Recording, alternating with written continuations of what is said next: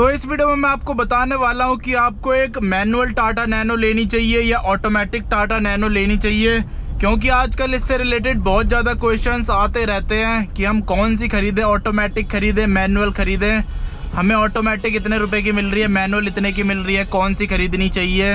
तो अगर आप ये वाली वीडियो देख लोगे तो आपकी सारी कन्फ्यूज़न दूर हो जाएगी और आपको पता चल जाएगा कि आपको कौन सी टाटा नैनो खरीदनी चाहिए अपने लिए और कौन सी नैनो अवॉइड करनी चाहिए, ऑटोमेटिक या फिर मैनुअल। और आजकल तो यार शादियों का सीजन चले ही जा रहा है, खत्म ही नहीं हो रही है शादियां, इतनी शादियां हो रही है मार्केट में। रोज जब भी बाहर निकलो तो लोग दिख ही जाते हैं शादियों में जाते हुए। यहाँ पे थोड़ा कंजेस्टेड सा एरिया है तो देख के निकालनी पड़ती है। अरे यार, एक तो लोग भी उल्टी सीधी जगहों में खड़ी कर देते हैं। तो सबसे पहले ना मैं आपको डिसएडवांटेजेस बता देता हूँ ऑटोमेटिक टाटा नैनो के। ये देख लो, ऑटो वाले ने और फंसा दिया। एक से बढ़कर एक इंटेलिजेंट लोग रहते हैं हमारे यहाँ। इंटेलिजेंट लोगों की कमी नहीं है हमारे यहाँ, बहुत ज़्यादा इंटेलिजेंट लोग हैं। हाँ तो मैं बुराइयाँ बता रहा था आपको टाटा नैनो ऑटोमेटिक की। सबसे पहली बुराई तो है कि वो बहुत ज़्यादा महंगी मिलती है, ओवर प्राइज्ड मिलती है। उतने ही पैसों में आपको मैनुअल अल्टो 800 मिल जाएगी, उतने में आपको नैनो मिलती है। बाइक वालों से बाइक नहीं चल रही, कार वालों से कार नहीं चल रही। हाँ तो जो टाटा नैनो ऑटोमेटिक है ना, उसका प्राइस बहुत ज़्यादा रहता है। वो 1.5 लाख में तो मिलती है कम से कम। अगर आप बहुत ज़्यादा लक्की हो तो आपको 1 लाख रुपए में मिल जाएगी, लेकिन ज़्यादातर तो 1 लाख से ऊपर ही बेच रहे हैं लोग, 1.5 लाख, 180। और इतने में तो यार एक मैनुअल अल्टो 800 आ जाएगी, जो कि उससे कहीं ज़्यादा बेहतर है खरीदना, वैल्यू फॉर मनी है। मतलब हर चीज़ में अल्टो ज़्यादा बेटर है अगर आप इस प्राइस रेंज की बात करोगे। तो इस प्राइस रेंज में तो नैनो खरीदने का कोई फ़ायदा ही नहीं है, चाहे ऑटोमेटिक हो या फिर मैनुअल हो। तो पहला नुकसान तो मेरे को ये लगता है ऑटोमेटिक नैनो का। दूसरा नुकसान लगता है कि उसको मेनटेन करना थोड़ा महंगा है। उसमें अगर कुछ खराबी हो जाती है ना तो आपको ज़्यादा पैसे भरने पड़ेंगे। वहीं मैनुअल नैनो में इतना ज़्यादा महंगा सिस्टम नहीं रहता।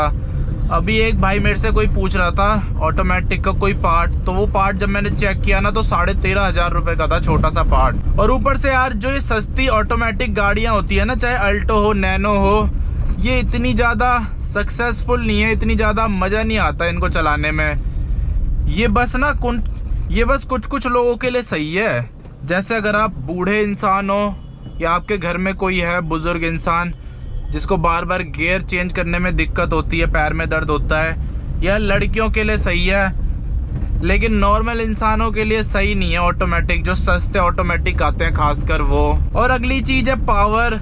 तो मैनुअल में फिर भी आपको ठीक ठाक पावर मिल जाती है, पहाड़ों में चढ़ जाती है, लेकिन ऑटोमेटिक तो भूल जाओ, पहाड़ों में चढ़ पाएगी, तेल निकल जाएगा ऑटोमेटिक का।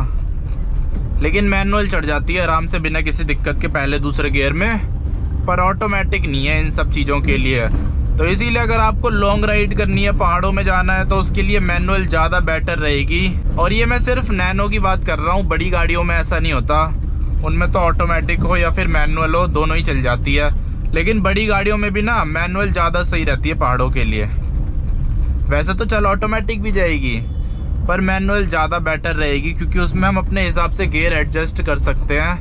वैसे तो ऑटोमेटिक गाड़ियों में भी ऑप्शन आता है कि आप अपनी पसंद से गियर सेलेक्ट कर सकते हो, लेकिन वो फालतू का झंझट है, इससे बढ़िया मैनुअल ही लो। लेकिन महंगी गाड़ियों में तो सही है यार ऑटोमेटिक। अब महंगी गाड़ी कोई खरीद रहा है, उसमें भी मैनुअल खरीदेगा तो क्या फ़ायदा। लेकिन ये जो चीप कार्स होती हैं, अल्टो हो गई, नैनो हो गई, टियागो हो गई, इन सब में मैनुअल ही सही है। इसीलिए जो ऑटोमेटिक नैनो है उसको खरीदने का मेरे को तो कोई भी फायदा नहीं लगता। बस उसका फायदा तब है आपको किसी बुजुर्ग इंसान के लिए चाहिए सस्ते में ऑटोमेटिक गाड़ी, किसी लड़की के लिए चाहिए सस्ते में ऑटोमेटिक गाड़ी, तब सही है नैनो, क्योंकि इतने प्राइस में नैनो ही मिल पाएगी आपको ऑटोमेटिक। उसके अलावा और ऑटोमेटिक नहीं मिल पाएगी इतने प्राइस में, तो उनके लिए सही है। नहीं तो वैसे नॉर्मल इंसानों के लिए, भगाने के लिए, पहाड़ों में जाने के लिए, लॉन्ग राइड्स के लिए सही नहीं है नैनो ऑटोमेटिक। वही मैनुअल में नैनो आप हर जगह चला सकते हो, ऑलराउंडर है, पहाड़ों में चला लो, सिटी में चला लो, हाईवे पे चला लो। और ऊपर से मेंटेनेंस कम है, ज़्यादा खर्चा नहीं है, कुछ भी खराब होता है तो फिर भी एक बार को ठीक हो जाएगी। वैसे तो जो मैकेनिक है वो नॉर्मल नैनो में ही नखरे करने लग जाते हैं, तो ऑटोमेटिक लेके चले जाओगे फिर तो आपको और नखरे झेलने पड़ेंगे मैकेनिकों के। अब जैसे एग्जांपल बताता हूँ आपको, मैंने नैनो खरीदी है, मैनुअल नैनो, ये लगभग मेरे को 50 के आसपास की पड़ गई है सब कुछ मिला के। तो इस प्राइस में तो ये बहुत ज़्यादा वैल्यू फॉर मनी है। अब वहीं मैं ऑटोमेटिक नैनो ख़रीदता कम से कम 180 की, तो वो बिल्कुल वैल्यू फॉर मनी नहीं होती। 180 छोड़ो, 1.5 की भी ख़रीदता ना, तब भी वैल्यू फॉर मनी नहीं था वो प्रोडक्ट। उतने में मारुति 800 आ जाती, तो वो ज़्यादा सही है प्राइस के हिसाब से। क्योंकि नैनो आप कल को बेचने जाओगे ना, आपको कुछ नहीं मिलेगा मार्केट में।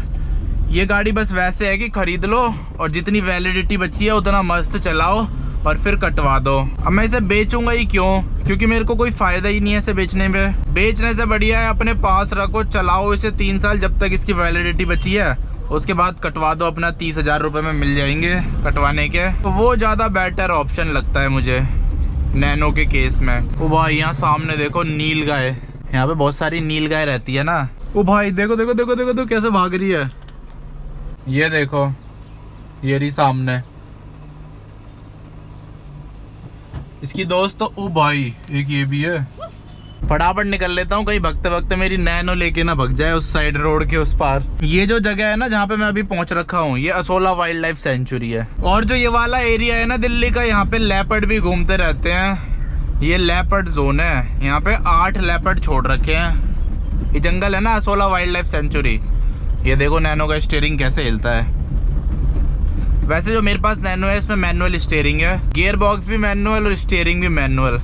वैसे स्टीयरिंग आप ले सकते हो इलेक्ट्रिक, लेकिन गियर बॉक्स मैनुअली लेना अगर मेरी बात मानो तो, क्योंकि मैनुअल यार ज़्यादा फन टू ड्राइव है। अगर आप सस्ती गाड़ियाँ खरीदते हो तो महंगी गाड़ियों में खरीद सकते हो आप ऑटोमेटिक, लेकिन सस्ते में तो मैनुअली बेस्ट है, सबसे बेस्ट। यहाँ पे यार बहुत शांति रहती है इस जगह पे, इसीलिए मैं इधर आता रहता हूँ अक्सर टाइम पास करने के लिए। बाकी मैंने फायदे और नुकसान दोनों ही बता दिए हैं आपको ऑटोमेटिक नैनो के। मैनुअली यार सही है, ये खराब भी हो जाए ना तो पूरा गियर बक्सा मिल जाएगा आपको मायापुरी से सस्ते में, पर ऑटोमेटिक में थोड़ा ज्यादा झंझट सा है। और चलो सारी चीजें हम साइड में रख देते हैं, हमें किसी से भी कोई मतलब नहीं है, चाहे पावर हो कुछ भी हो, कैसी भी मेंटेनेंस हो। लेकिन जो सबसे बड़ी दिक्कत है वो है प्राइस। ऑटोमेटिक नैनो बहुत ही ज़्यादा ओवर प्राइज्ड बिक रही है मार्केट में। वैसे तो मैनुअल नैनो भी बिक रही है बहुत सारी ओवर प्राइज्ड, लेकिन ऑटोमेटिक तो और ज़्यादा ओवर प्राइज्ड बिक रही है, जो कि बहुत ही ज़्यादा बेकार चीज़ है। तो अब नैनो को लेके कुछ सुनसान सही जगह पे पहुंच गया। अच्छा ये सामने जो टैंकर है इसमें से आवाज़ आ रही है, खाली हो रहा है भर रहा है पता नहीं, लेकिन आवाज़ उसी से आ रही है। और एक बार और डेंट दिखा देता हूँ आपको अपनी नैनो का। ये देखो यार, कुछ टाइम पहले यहाँ पे एकदम स्मूथ दरवाज़ा हुआ करता था, बिना स्क्रैच का, बिना डेंट का, एकदम स्क्रैचलेस, जिसे मैंने ऐसा बना दिया कुछ। और यहाँ पे भी पेंट हुआ करता था, ये भी मैंने उखाड़ के जंक दिखा दिया अंदर का। बाकी जो मैंने पता किया है ना वो पूरा यहाँ पे पेंट करेंगे, तो इतना पेंट करवाने वाला हूँ मैं। और ये पूरा दरवाज़ा वो ना आपको आने वाली वीडियोस में पता चलेगा, तो देखते हैं पेंट मैच हो पाता है बॉडी से, मतलब यहाँ से यहाँ का पेंट मैच हो पाता है और डेंटिंग कैसे निकलती है, वो सारी चीज़ें बताऊंगा आपको। क्योंकि ये सारी चीज़ें मैं पहली बार कराने वाला हूँ ज़िंदगी में, तो मेरे को पता नहीं है कैसा रिज़ल्ट रहेगा। ना मैंने उस दुकान से पहले कभी पेंट कराया, ना किसी को देखा जिसने कराया हो पेंट। उस दुकान से छोड़ो, मैंने किसी भी दुकान से आज तक पेंट नहीं कराया, तो पहली बार पेंट करा के देखूंगा कैसा रिज़ल्ट रहता है।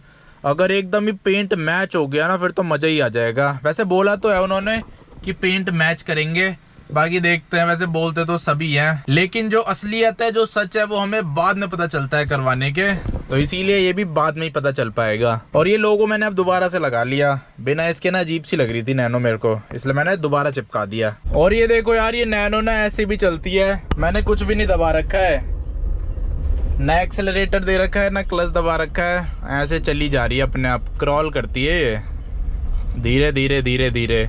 तो ऐसे अगर आपको उबड़ खाबड़ रास्ते में चलानी हो ना, उसमें तो ऐसी चल जाएगी है, ना रेस देनी है, कुछ भी नहीं करना, बस क्लच छोड़ के बैठ जाओ पहले गियर में। ये देखो अपने आप चढ़ी जा रही है, उबड़ खाबड़ में भी मस्त चढ़ जा रही है, ऐसा लग नहीं रहा कि रेस देने की जरूरत है थोड़ी सी भी। अब मारुति से ज़्यादा टाटा की रीसेल वैल्यू हो गई है।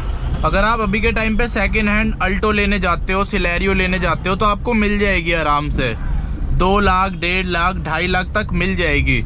लेकिन वहीं अभी के टाइम आप टाटा पंच लेने जाते हो, टाटा टियागो लेने जाते हो, पहली बात तो वो मुश्किल से मिलेगी, और मिलेगी भी तो महंगी मिलेगी।